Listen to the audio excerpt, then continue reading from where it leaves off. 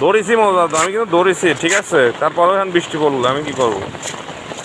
আসলে বৃষ্টির মধ্যে এগুলো করাও ছোটাপ। এখানে ভালো একটা জায়গা হলে মধু দাদুর জন্য ভালো হয়, কিন্তু করণীয় এখানে কোনো ভালো একটা কিছু দোকান করলে মনে হয় মধু দাদুর জন্য মনে হয় ভালো হয় না মধু দাদু?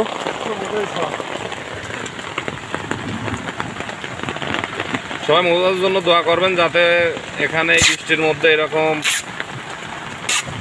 ভিজে আর না বিক্রি করা লাগে, একটা ভালো করে চাল দিতে পারে এখানে। সবাই দোয়া করবেন মধু দাদুর জন্য, নাকি মধু দাদু? খুবই দেখতে পাচ্ছেন, খুবই আসলেই বৃষ্টির কারণে ভিজে যাচ্ছে সব কিছু। আমি ছাতা ধরছি, তারপরেও এখানে কিন্তু বৃষ্টি পড়তেছে খুবই। আসলে কি বলবো, বৃষ্টির সময় বৃষ্টি তো পড়বেই, এটা স্বাভাবিক বিষয়। খুবই বৃষ্টি হচ্ছে বাংলাদেশে। আপনারা যে যেখান থেকে দেখতেছেন মধু দাদুর জন্য একটু দোয়া করেন আর কি।